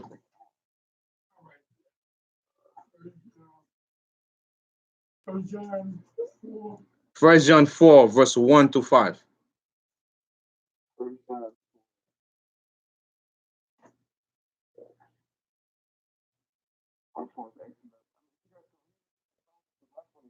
Okay, I got it. I'll read it. 1 John chapter 4 and verse 1, and it reads,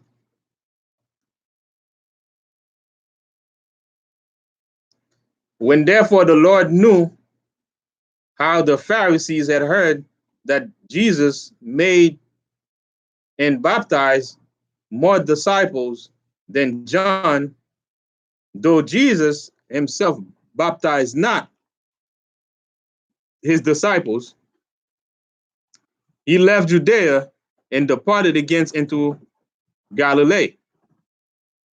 And he must need go through Samaria. First John. Sorry, I'm reading the wrong verse. First John. First John. 1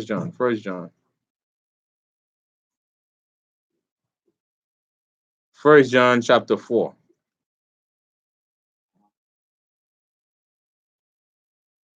First John chapter 4. All right, here you go. It says, beloved, believe not every spirit, but try the spirit whether they are of God, because many false prophets are gone out into the world. Right? So what I want to get from this is try the spirit by the spirit. It's about the spirit, right? You can't just judge based on appearance, right? You got to judge righteous judgment.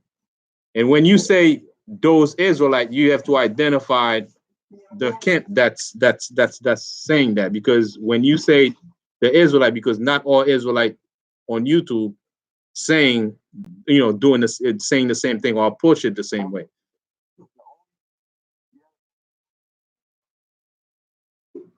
You know what I mean? I just came across a video that I first saw. The only thing that I see going to Africa and kissing, the only camp that I've noticed that doesn't do this is the IUIC camp. Other than that, all these other camps, once a person says they're from Africa, like automatically they just jump on them as if they're like. And check this out. Yeah. We go out to camp. Have you seen our camp? I haven't seen it. HYK 12. You know, I used to send you other videos from the same group of people. I watched, different camps around. Right. But you know what happened? Here's where the problem come in, right? Mm-hmm. The problem come in is the world made it where black people in general come from Africa. All right. So when an Israelite come out and say that, it's to debunk what they say, not to say that there's no Israelite living in the continent of around Africa. As a matter of fact, we have Israelite live throughout the four corners of the earth. When you verse in the scriptures, you're gonna know that. So we in Europe, you in Japan, we everywhere. The Lord scattered us throughout the four corners of the world. And you have a lot of Israelites live in the west coast of Africa.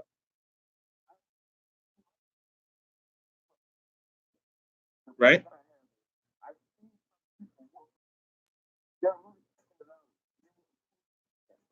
And they will ask questions as personal knowledge. And they will automatically just put them down.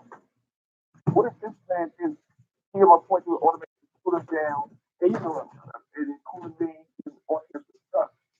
These are not people who are approaching him in a violent manner, or they just trying to fix whatever truth, whatever knowledge that these camps are given. And right. They just automatically shut them down. Right. So pretty much what we do when we at camp, not that I'm speaking against any camp or for any camp, because I would have to see the specifics of what you're talking about. When you pull a video, you can say none. I can't say all of them because I don't know all of them.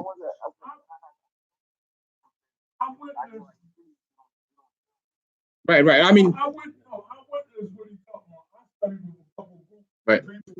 And Judith had shot down a lot of Africans. You know what I mean? But then the Africans didn't come up and say, you know, we Israelites, and they didn't ask questions about the Bible. But he just started going off at the mouth about these Africans, such and such. He was talking about Africa as a whole. Right. But then Right. I believe the day it came up and trying to identify what was the shot. Yeah. Right. He was just talking in general. Right. So if you're talking in general, and you're talking about Africans, this is talking about Hamite because they're not African to begin with. They descendant of Ham, right? If they talking in general, it's not so bad. No, it's not a person specific. So if they talking about African this, African that, they's talking about the Hamite, right? Not every African, or not every, not every. When they talk about African, they talking about the Hamites. Now, if somebody specifically come up and say, you know what, they want to find out. I know me personally, and us here, I can say that we will identify with the spirit. Not because the person is a dark skin, right? We will automatically say he is an Israelite as well. And not because somebody is light skinned, we will say, oh, you're not an Israelite, right? Because we go from different shade of color. So we can't be judging people based on color, but based on the spirit, right? So this is the approach, the righteous approach that we should take in terms of, identify who's Israelite and who's not Israelite. But if we say Africans, we talking in general, not to somebody specific.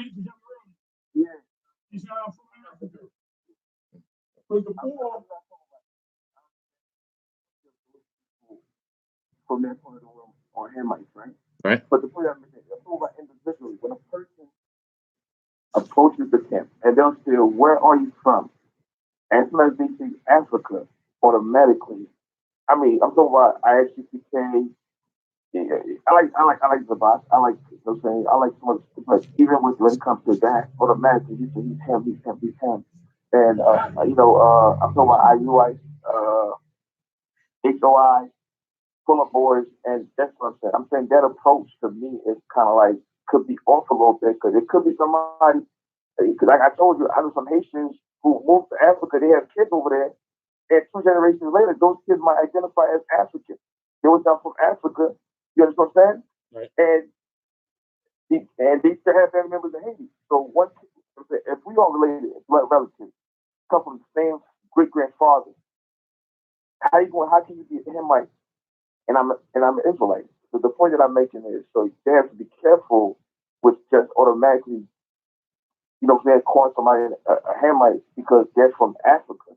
Because you do have Israelites that are still in Africa that are moving to Africa as of right now as we speak. I mean, I can understand that. I can see that. That's the only point I was making. So I'm over that. Okay.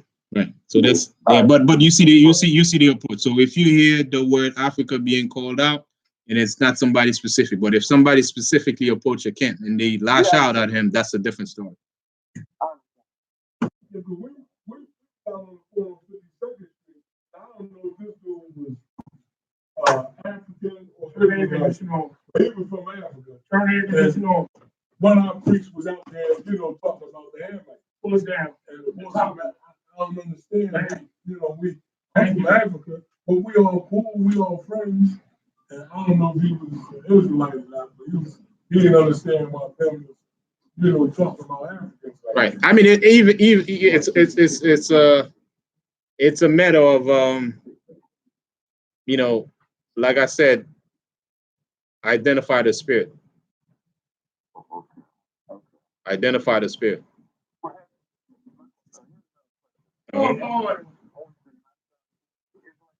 Say that again. Say that again.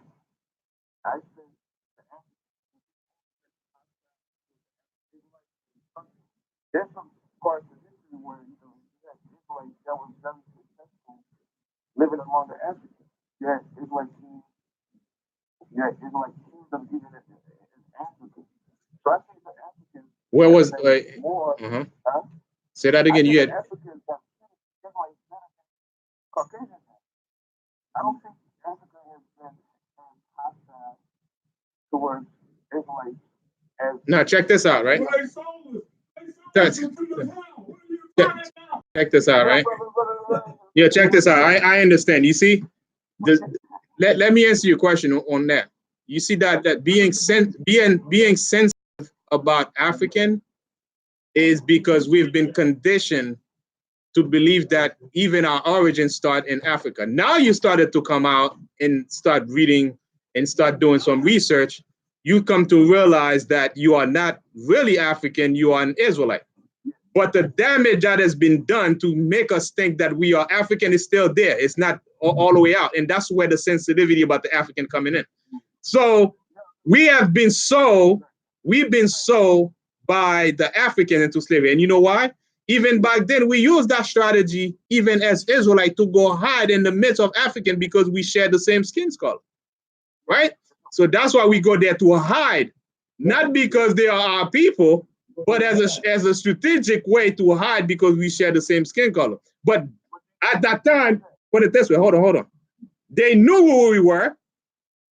They did not we did not mix with them when we were there. Of course, you're going to do business with them because you're among them. But as far as keeping our custom while we were with them, we still keep our custom and they keep their custom, right? So we were separated from them. And because of that, they knew who we were. That's how it was easy for them to gather us together and sold us here, right? In the Americas in slavery. You understand? Say that again.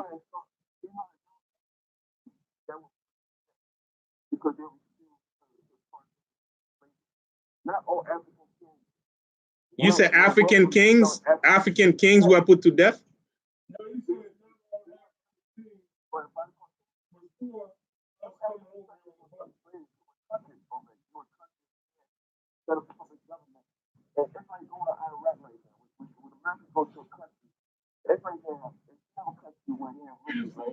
And that leader received business with the Western world.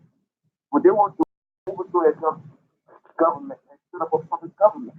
You did have African leaders who did not want to fight slavery. And what happened to those leaders? They were killed and they set up public government. But again, but again, what happened in slavery happens, right? Even if you have few who did not agree, but it's that we were sold anyway, right? It's the same way we have some of our people. We weren't like 100% wicked, right? We still went into slavery, right? We still went into slavery. We still serve punishment. So is this all right? So that's the way it is. Because you're still gonna have some exception, but out of majority, we were in slavery and they sold us. That's the bottom line. All right. And what's your name, brother? Oh, Tino. I got you. Okay, good. Yeah. Yeah, it is me. Yeah. So yeah, because what happened is even back in Haiti, we still hold on to that African heritage. You cannot tell a Haitian that they're not from Africa. Yeah. Yeah, tell them anything otherwise, they're gonna think you're uneducated or you don't know what you're talking about. And that's a big misconception, and it's a big psychological game that they play on us, and it's gonna be tough for us to get out of it. Right? By the grace of the Most High, some of us start, to wake up, but again, only to not the majority of us not gonna see it.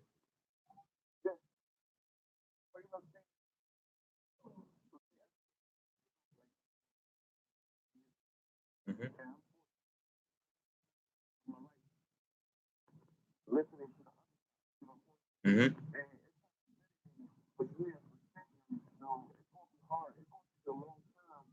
We can get it out of you, you know what I'm saying? Mm-hmm. Because it's been taught to us for so long. So, it's going to take, if you're Haitian, you've been taking things for 400 years. Right. 500 years. Right. It's not going to go away within like a decade or two. It's going to take a long time to get out of the system. You know what I'm saying? Right, and again, there got to be a will too. We have to have the will to make it change. You got to have the will to change, because that also can be a problem if we think that it's not gonna get away. The Most I can do the impossibles, right? So the thing is, if we already have it in our head, embedded that it's gonna take a long time. Some people not even gonna learn. They're gonna say, you know what, it's gonna take too much time. I'd rather stick to where I'm at. Yeah.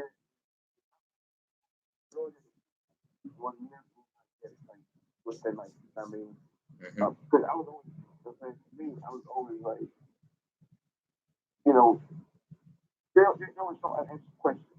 Like, you know what I'm saying? Even if they tell you, you're from Africa, but what's from Africa? When you start learning about Africa, different tribes, different groups, you're like, that's not enough for me. You telling me that I'm from Africa. Mm-hmm. But what's from Africa, am I from? Some people, they have this knowledge already. You know what I'm saying? It's easier for somebody to have that kind of knowledge about how Africa is set up. Mm-hmm. To understand that. But if you have somebody from the countryside of Haiti that has no knowledge of history or anything, when they get Africa, in their mind, it might be like a big country. You know what I'm saying? Instead of a continent. You get my point? So now, it's hard for you, like, when you tell them that they're not African, they're like, yo, what are you talking about? You know what I'm saying? Mm-hmm. You get my point? Mm-hmm. You know what I'm saying? I was never satisfied with the answer, like, I'm African. Right. From the very beginning, because I know Africa is made up out of 50-some different countries and different tribes. You tell me I'm African. I need a specific location. Right. But not everybody has this knowledge. Right. Because if you speak to somebody who's really ham, when you tell them, they tell you what tribe they from. Right. All right. So cool. So come to class, and then we about to close out the service. But it's good that. Okay. All right. Cool. All right. So you already know when the class time is, right? The class time usually we start at 7 on Tuesdays and Fridays, 7 p.m. 7 till 10. All right, cool. Sounds good. All right, so we're gonna close out, and I say shalom to whoever was listening, whoever get edified by what was being brought out on Judith. And next Sabbath reading will be Deuteronomy chapter 1 and chapter 2. All right, so with that, we're going to say enjoy the rest of the Sabbath, and then shalom to all of you. Have a blessed week ahead. All right, God, shalom. And stay tuned for the closing prayer. All right, can you get that?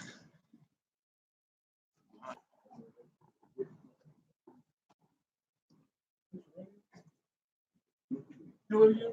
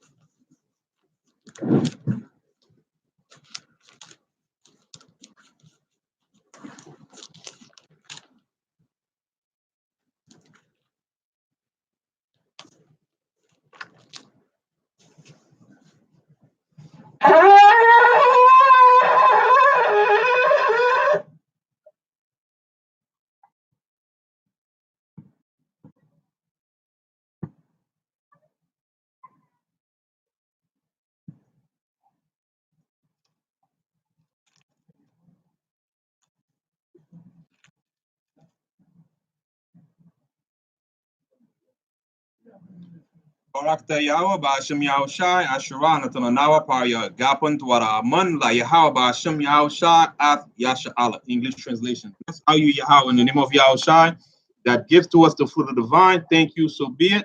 To Yahweh in the name of Yahushai with Israel.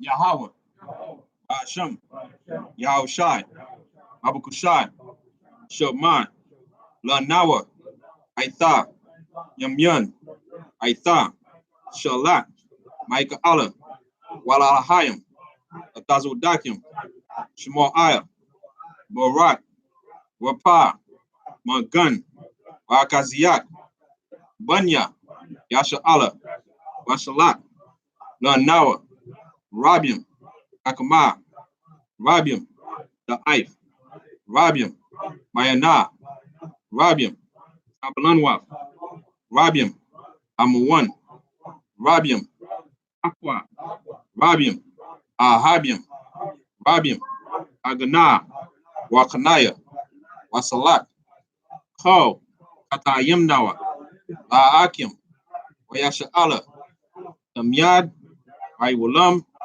Basham, Yahushai, the water, Aman.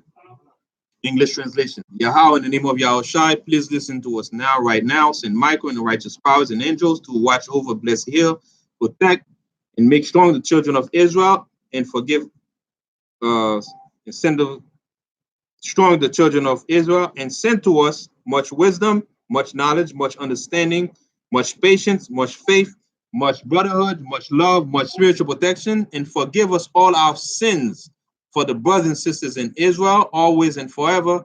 In the name of Yahushai, thank you, so be it. The four corners prayer. Yahweh, Ba'ashem, Yahushai, Barak Nawa, Wayasha Allah, Shemai, Yashir Allah, Yahweh, Allah Hayanawa, Yahweh, Ahad. I gotta do this again because I will miss them. Yahweh, Ba'ashem, Yahushai, Barak Nawa, Wayasha Allah, Bashi Suprayim, Shema, Yashir Allah, Yahweh, Allah Hayanawa, Yahweh, Ahad. English translation.